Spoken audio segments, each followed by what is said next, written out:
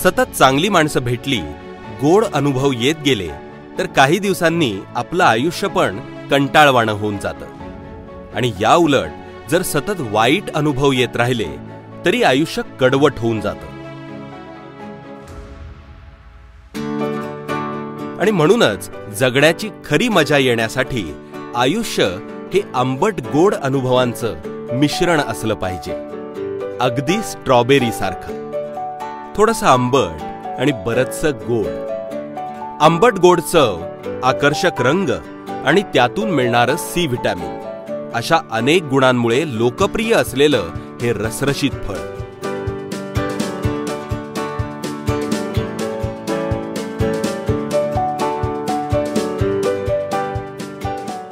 महाबळेश्वरच्या थंड हवेत आणि उत्तर महाराष्ट्राच्या आदिवासी पट्ट्यात स्ट्रॉबेरीचं पीक मोठ्या प्रमाणात घेतलं जातं। तरी पण ग्राहकांना गोडवा देणारं हे पीक शेतकऱ्याच्या आयुष्यातला आंबटपणा मात्र पूर्णपणे घालवू शकलेलं नाही। ते खर्चामध्ये तर काहीच परवडत नाही, तसं म्हटलं तर काहीच परवडत नाही। म्हणजे याचं कारण काय की जर रुपयाचं होत असेल तर आमचं 14 आणि खर्च होतो तिथं, म्हणजे 80 पैसे खर्च होतो आणि 20 पैसे फक्त बॅलन्स, ते पण बॅलन्स राहत नाहीत। जर त्याला जर मार्केट चांगलं मिळालं, स्ट्रॉबेरीचा प्लॉट जर चांगला जर साधला तर 4 पैसे मिळतात। प्रिकुलिन जर असेल तर ते आपले बऱ्यापैकी म्हणजे इथून हे करून प्रिकुलिनमध्ये ठेवून नंतर ते बाहेर जातो बाहेर, म्हणजे समजा बँगलोर इकडे तिकडे सगळी माल जातो, त्यामुळे त्याला मार्केट इथं चांगलं मिळतं। प्रिकुलिन हे महत्त्वाचं आहे, पण ते आम्हाला शेतकऱ्यांना काही त्याची माहिती नाही ना। गेल्या वर्षी हे लॉकडाऊनमुळं ती ठप्प झाली, यंदा हा पावसामुळं ही गेली, तर आता शेतकऱ्यानं करायचं काय?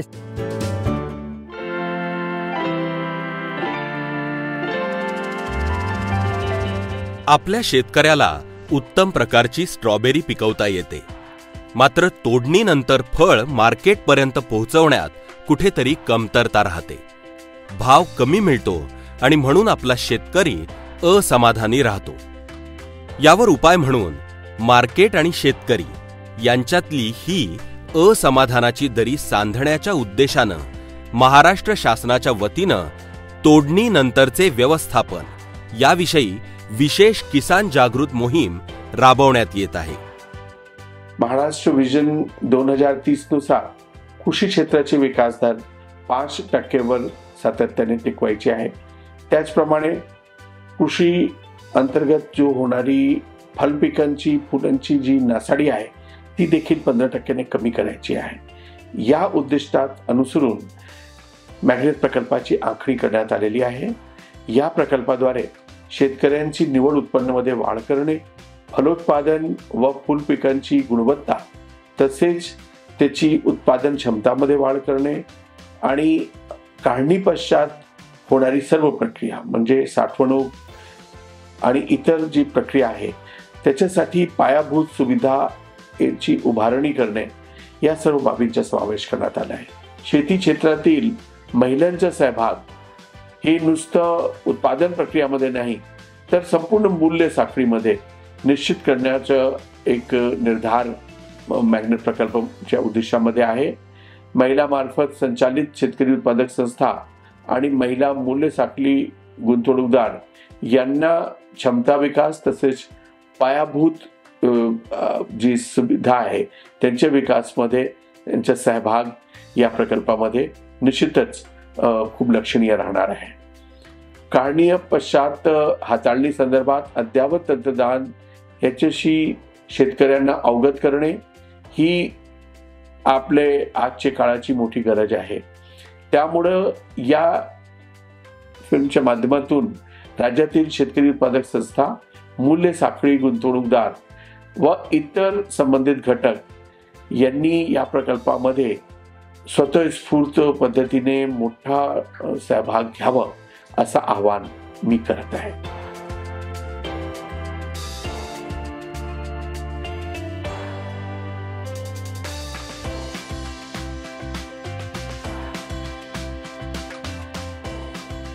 आपल्या महाराष्ट्र राज्यामध्ये गेल्या काही वर्षांमध्ये फलोत्पादन क्षेत्र आणि त्याच्या उत्पादनामध्ये मोठ्या प्रमाणावरती वाढ झालेली आहे। उत्पादित केलेल्या मालाच्या मूल्य साखळीमध्ये मोठ्या प्रमाणावरती नुकसान होते। साठवण तसेच शीत साखळी सुविधांचा अभाव यामुळे हे नुकसान होत आहे. हा विचार करून आशियाई विकास बँकेच्या अर्थसहाय्याने महाराष्ट्र राज्यामध्ये महाराष्ट्र ॲग्री बिझनेस नेटवर्क प्रकल्प अर्थात मॅग्नेट प्रकल्प हा राबवला जात आहे. यामध्ये फार्मर्स प्रोड्युसर्स कंपन्या आणि मूल्य साखळी गुंतवणूकदार शेतमालाचे काढणी पश्चात नुकसान कसे कमी करता येईल यावर भर देण्यात आलेला आहे. फार्मर्स प्रोड्युसर्स कंपन्या आणि व्हॅल्यू चेन ऑपरेटर्स म्हणजेच मूल्य साखळी गुंतवणूकदार यांना मॅचिंग ग्रँट म्हणजे अनुदान स्वरूपात 60% अनुदान स्वरूपामध्ये अर्थसहाय्य देण्यात येते. या व्हॅल्यू चेन ऑपरेटर्स आणि फार्मर्स प्रोड्युसर्स कंपन्या यांना खेळते भांडवल टर्म लोन म्हणजेच की मुदत कर्ज देखील उपलब्ध करून देण्यात येत आहे. या प्रकल्पामध्ये महाराष्ट्र राज्य कृषी पणन मंडळाच्या ज्या 45 सुविधा आहेत त्यापैकी 16 सुविधा याचं अपग्रेडेशन करण्यात येत असून बारामती, बीड आणि पाचोड जिल्हा छत्रपती संभाजीनगर येथे निर्यात सुविधा केंद्र उभारण्यात आलेली आहेत. त्याचबरोबर ती नाविन्यपूर्ण तंत्रज्ञान आहे. त्याच्यामध्ये सोलर ड्रायर आहे, सौर ऊर्जेवरती आधारणारं कोल्ड स्टोरेज आहे, माती परीक्षण किट आहेत, ड्रोन आहे. हे देखील 60% अनुदानावरती उपलब्ध करून देण्यात येत आहे.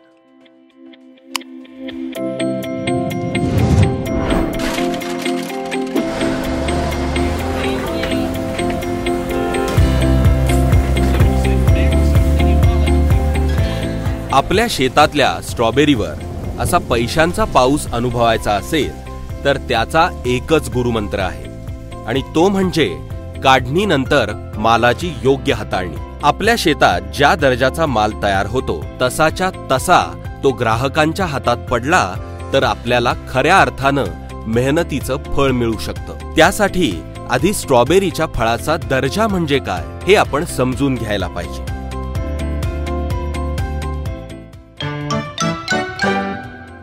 स्ट्रॉबेरी गुणवत्तेचे निकष. फळाच्या दिसण्यावरून प्रामुख्यानं गुणवत्ता ठरवली जाते.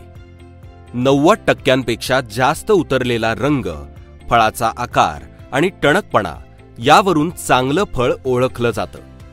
फळ रोगमुक्त असणं हा देखील गुणवत्तेचा महत्त्वाचा निकष असतो.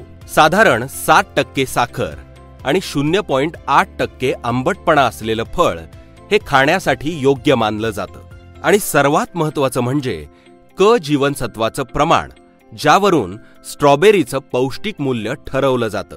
अशा सर्व निकषांवर पास झालेलं फळ आपल्या बागेत तयार केलं आणि ते खराब न होऊ देता ग्राहकांपर्यंत पोहोचवलं तरच स्ट्रॉबेरीच्या शेतीत खऱ्या अर्थानं गोडवा येऊ शकतो. तोडणीची योग्य वेळ कोणती? स्ट्रॉबेरीच्या फळाचा रंग आणि आकाराबरोबरच मार्केटला पोचायला किती दिवस लागतात हा मुद्दा पण तोडणीची वेळ ठरवताना लक्षात घेणं महत्त्वाचं आहे. GAP अर्थात गुड ॲग्रिकल्चरल प्रॅक्टिस म्हणजेच शेतीतील चांगल्या सवयी. जगभरातील आदर्श शेतकऱ्यांनी आत्मसात केलेल्या या सवयी स्ट्रॉबेरी उत्पादक शेतकऱ्यांनी देखील स्वीकारल्या पाहिजेत. त्याकरता तोडणी आणि पॅकिंगचं काम करणाऱ्या कामगारांना प्रत्येक फळासाठी वेगळ्यानं प्रशिक्षण दिलं पाहिजे. फळ नाजूक असल्यानं स्ट्रॉबेरी धुवून घेणं अवघड असतं. त्यामुळे तोडणीच्या वेळी कामगारांची व्यक्तिगत स्वच्छता खूप महत्त्वाची ठरते. तोडणीला जाण्यापूर्वी कामगारांनी साबणानं हात स्वच्छ धुवून आणि हातमोजे घालून तोडणी करावी. तोडणी करताना विड्या ओढणं, गुटखा खाऊन थुंकणं इत्यादी गोष्टी अजिबात करू नयेत. जेवणाची जागा ही बागेपासून आणि पॅकिंगच्या जागेपासून वेगळी असावी. त्याचप्रमाणे खराब फळांची तोडणी करणारे आणि चांगल्या फळांची तोडणी करणारे कामगार हे वेगळे असावे.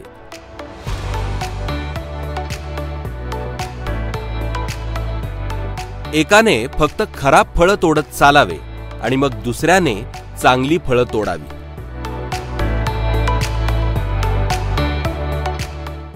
एकाच कामगाराने दोन्ही कामं केल्यास खराब फळावरचा राख्या रोग किंवा बुरशी चांगल्या फळावर येऊन संपूर्ण ट्रेमधील फळं खराब होण्याची शक्यता असते. त्याचप्रमाणे खराब झालेली फळं बागेतच टाकून न देता एकत्र करून बागेपासून दूर त्यांची विल्हेवाट करावी. बागेत सोडून दिलेलं खराब फळ कुजून त्यावरचा रोग चांगल्या बागेवर पसरू शकतो.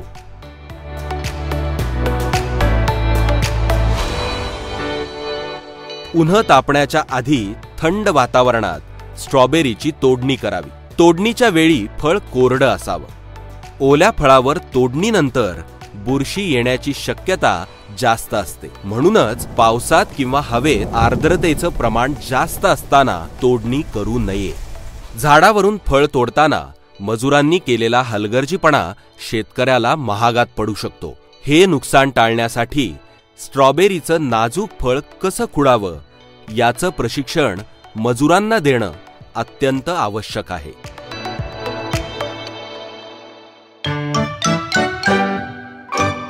तोडणीची योग्य पद्धत कोणती? हाताच्या पंजामध्ये अलगद फळ धरून अर्धा ते 1 सेंटीमीटर देठ ठेवून फळ हळूच खुडावं. देठ पिळून किंवा झाडाला झटका मारून फळं तोडू नयेत. फळ तोडताना देठाजवळील पत्तीसकट ते तोडावं, जेणेकरून फळ ताजं दिसतं आणि पुढील प्रवासात फळातील पाण्याचं प्रमाण राखलं जातं. अशा प्रकारे अलगद खुडलेली फळं जराही धक्का न लागता गोळा करणं हे सुद्धा तितकंच महत्वाचं असतं. त्यासाठी शक्यतो ढकलगाडा वापरावा, जेणेकरून मजुरांचे दोन्ही हात मोकळे राहतील आणि दोन्ही हातानं फळं खुडून वेळेची बचतही होईल. पण ते शक्य नसल्यास छोट्या ट्रेमध्ये फक्त 1 थर लावून स्ट्रॉबेरी गोळा करणं हे योग्य मानलं जातं. तोडणी करण्यासाठी निश्चितपणानं जे आपण पूर्वीच्या काळामध्ये स्ट्रॉबेरी तोडतो आणि ह्या जुन्या पद्धतीमध्ये थोडा बदल होणं हा अत्यंत गरजेची बाब आहे. स्ट्रॉबेरीला एक नाजूक फळ आहे आणि त्याला हाताळणीचा जो प्रकार आपण म्हणतो त्याला अनेक वेळा त्या फळाला स्पर्श झाला तर ते फळ थोडंसं बाद होते किंवा खराब होते.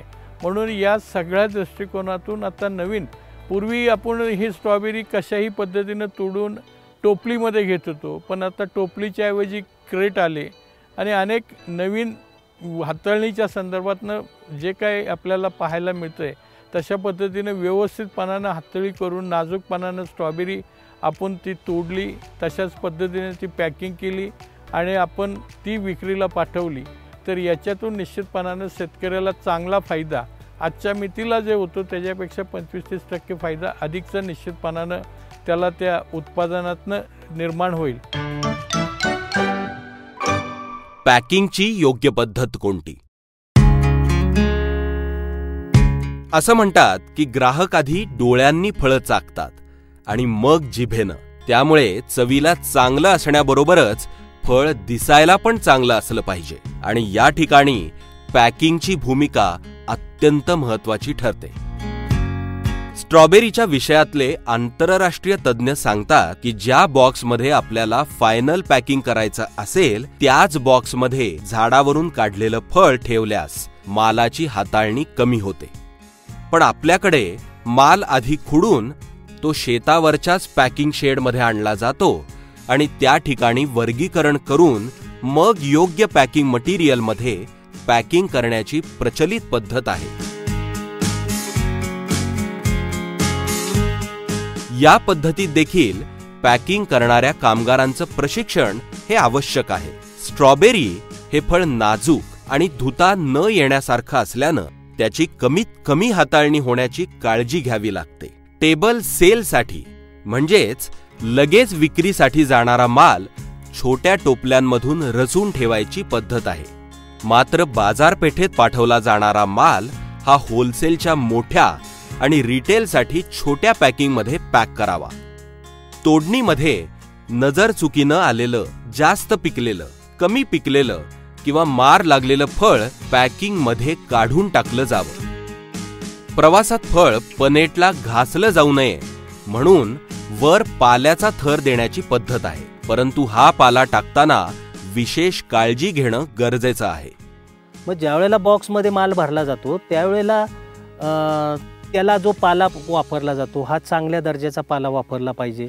तो काही वेळेला शेतकऱ्यांकडून असा पाला मिळत नाही जंगलामध्ये किंवा याच्यामध्ये कुठं, तो पाला वापरला, जर खराब पाला वापरला, बुरशी आलेला पाला वापरला तर त्या फळावर ताबडतोब बुरशी येणार.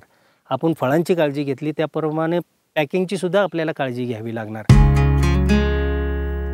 स्ट्रॉबेरीचं पॅकिंग हाऊस जर वातानुकूलित असेल आणि साधारण 15 अंशाला तापमान राखलं गेलं तर जास्त फायद्याचं ठरतं. विशेषतः आर्द्रता कमी असलेल्या कोरड्या हवेच्या ठिकाणी वातानुकूलित पॅकिंग हाऊस असावं. FPO किंवा शेतकऱ्यांच्या गटानं एकत्र येऊन अशी व्यवस्था करता येऊ शकते. पॅकिंग नंतर एकदा का माल सील झाला की शेतकऱ्याचं त्यावर प्रत्यक्ष नियंत्रण राहत नाही. त्यामुळे गुणवत्तेचे सर्व प्रयत्न त्या आधीच करावेत. सील होण्याआधी मालाची नजरेनं फायनल तपासणी करावी. प्रत्येक पॅकिंगमध्ये एकसारख्या आकाराची फळं आहेत की नाही हे तपासून घ्यावं आणि वजन तपासून मगच माल सील बंद करावा.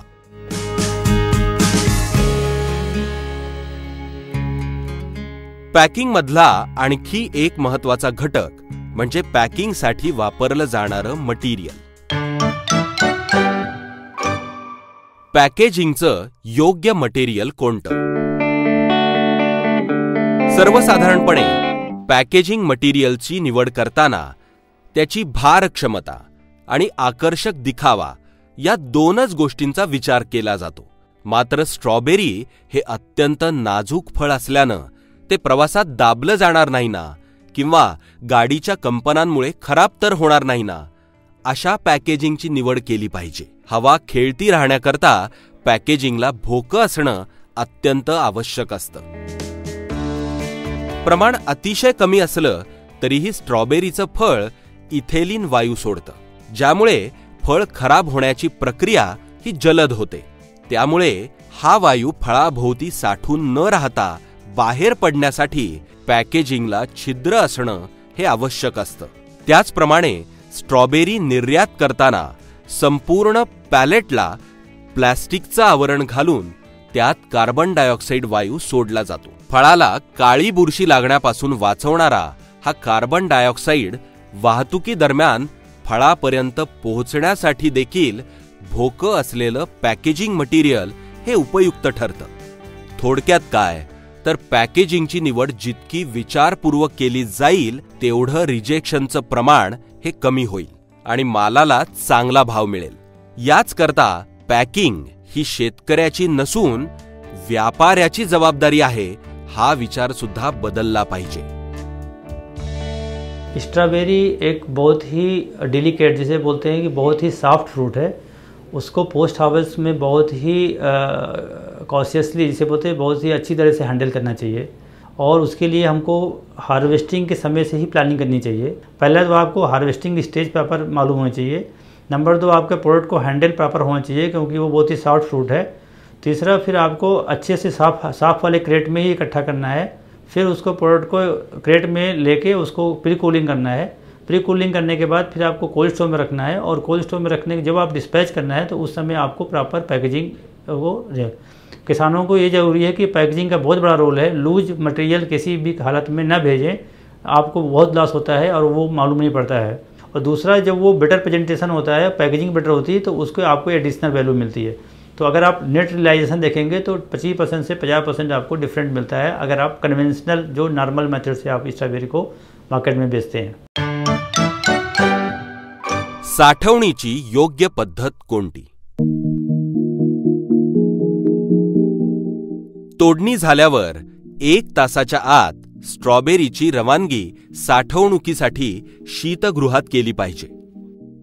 पण बरेच शेतकरी तोडणी पूर्ण होईपर्यंत सगळा माल शेतातच उघडा ठेवतात. झाडावरून तोडलेलं फळ सूर्यप्रकाशात राहिल्यानं फळगराचं तापमान वाढतं आणि त्याची टिकवण क्षमता ही कमी होते. त्यामुळे साधारण 2-2 किलो तोडा झाला की फळं लगेच सावलीत नेऊन ठेवावीत. थंड, झाकलेल्या आणि ऊन वाऱ्यापासून सुरक्षित शेड किंवा शक्य असल्यास वातानुकूलित खोलीमध्ये 15 अंश तापमानात स्ट्रॉबेरी पॅकिंग दरम्यान साठवली जाऊ शकते. पॅकिंग हाऊसमध्ये किंवा शीतगृहात साठवण करताना स्ट्रॉबेरीच्या फळांचा एकच थर लावावा. एकावर एक फळं रचल्यानं त्याची साल खराब होते आणि अशा प्रकारे उघडं झालेलं फळ हे खराब होतं आणि इतर फळांना पण खराब करून शेतकऱ्यांचं मोठं नुकसान होतं.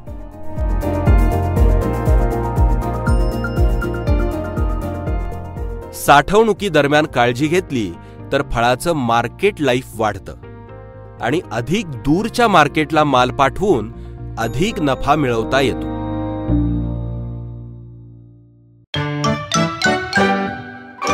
तोडणीनंतरचं तापमान व्यवस्थापन कसं करावं?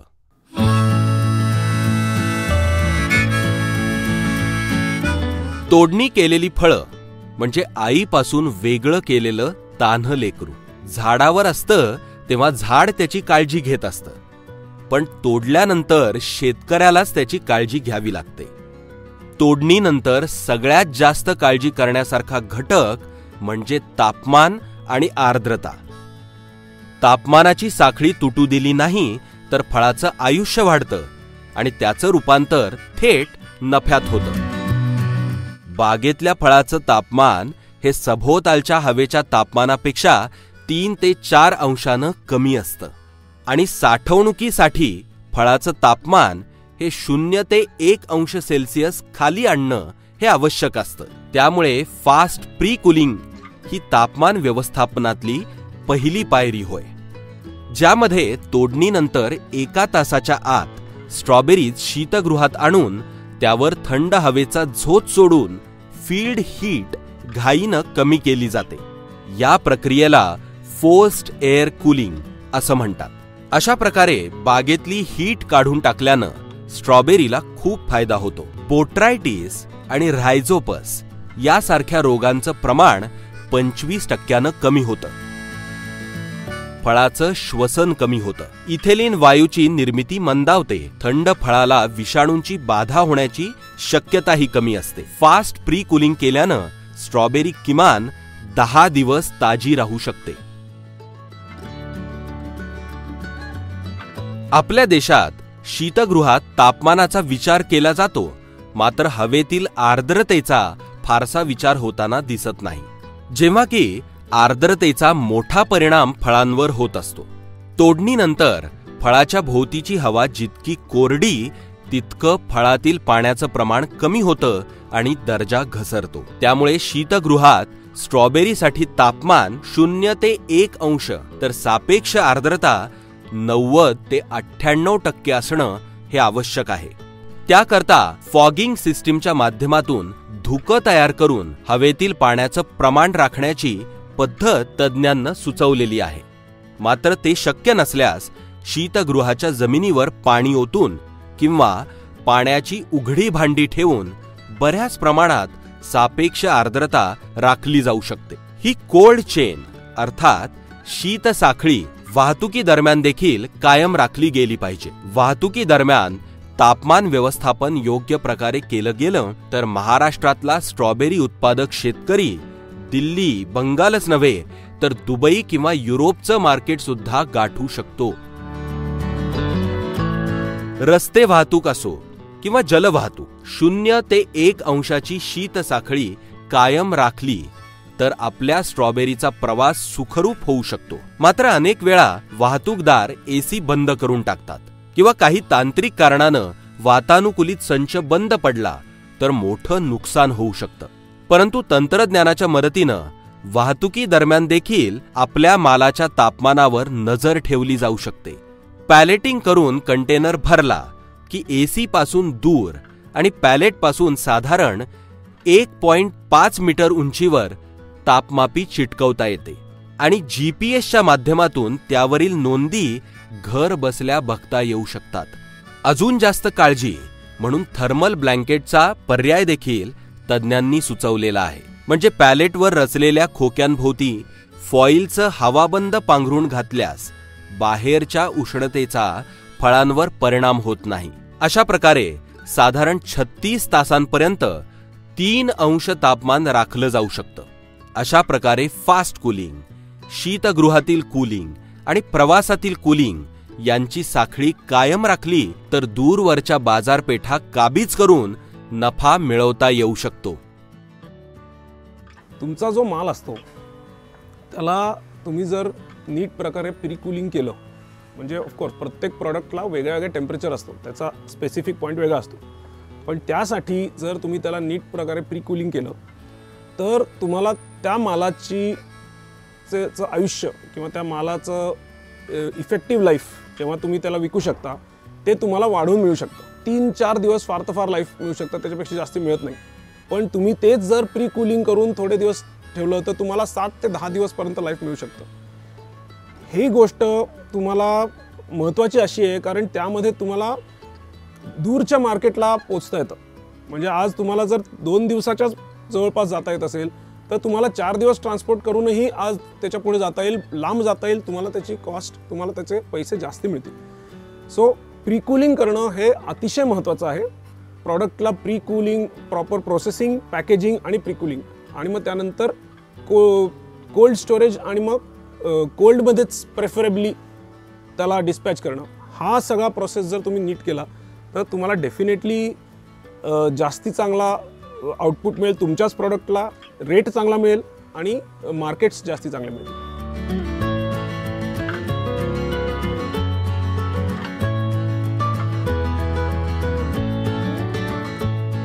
फलोत्पादन क्षेत्रात काम करणाऱ्या शेतकऱ्यांनी एकत्र येऊन विविध शेतकरी उत्पादक कंपन्या तसेच सहकारी संस्था स्थापन केलेल्या आहेत आणि या कंपन्या आणि सहकारी संस्थांमार्फत सभासद शेतकऱ्यांच्या उत्पादित शेतमालाला योग्य बाजारपेठ मिळावी यासाठी या शेतकरी उत्पादक कंपन्या कार्यशील आहेत. पण याबरोबरच सदरील उत्पादनाचे काढणी पश्चात मूल्यवर्धन साखळीमध्ये सुद्धा शेतकरी उत्पादक कंपन्या व सहकारी संस्था यांचा सक्रिय सहभाग असणे आवश्यक आहे. म्हणून मी माझ्या सर्व शेतकरी बंधू भगिनींना विनंती करतो की आपण आपल्या शेतकरी उत्पादक कंपन्या व संस्थांमार्फत मॅग्नेट प्रकल्पात जास्तीत जास्त सहभागी होऊन प्रगती साधावी, जेणेकरून आपल्या सोबतच आपल्या राज्याची आणि पर्यायाने आपल्या देशाची प्रगती होईल. धन्यवाद. तोडणीनंतरचे रोग नियंत्रण कसे करावे? तोडणीनंतर स्ट्रॉबेरीचे दुश्मन प्रामुख्यानं 2च. एक बोट्रायटिस अर्थात राख्या रोग आणि 2 रायझोपस नावाची बुरशी. सामान्य तापमानाला मोकळ्या हवेतून या रोगांचा संसर्ग होऊ शकतो, मात्र 5 अंशाखालील तापमानात त्यांची वाढ होऊ शकत नाही. त्यामुळे तापमान व्यवस्थापन योग्य रीतीनं केल्यास स्ट्रॉबेरीचं या रोगांपासून बऱ्यापैकी रक्षण करता येतं. पण संपूर्णपणे रक्षण करण्याकरता इतर कोणत्या गोष्टींची काळजी घेतली पाहिजे हेही आता आपण बघूया. थंड वातावरणात तोडणी करणं. फळं ओलसर असताना तोडणी न करणं. तोडणीनंतर फळं उन्हात न ठेवणं. फळाला मार लागू न देणं. थंड हवेचा मारा करून फास्ट कूलिंग करून घेणं. साठवण आणि वाहतुकी दरम्यान तापमान आणि आर्द्रता यांचं योग्य व्यवस्थापन करणं आणि इथिलिनच्या निर्मितीवर नियंत्रण ठेवणं. स्ट्रॉबेरीचं तोडणीनंतरचं व्यवस्थापन हा व्हिडिओ फक्त शेतकरी बांधवांसाठी नसून शेतमजूर, भरेकरी, व्यापारी, वाहतूकदार, निर्यातदार आणि ग्राहक अशा सर्वांसाठी आहे. कारण आपण प्रत्येक जण या व्यवस्थेचे लाभार्थी ठरणार आहोत आणि यामुळेच ही व्यवस्था नीट समजून घेऊन ती अंमलात आणण्याची मुख्य जबाबदारी ही सुद्धा आपल्या सर्वांवर आहे. आपल्या मेहनतीचा पैसा खिशात खेळू लागला तर सर्वांचंच आयुष्य स्ट्रॉबेरी सारख्या आंबट गोड चवीनं परिपूर्ण होऊन जाईल.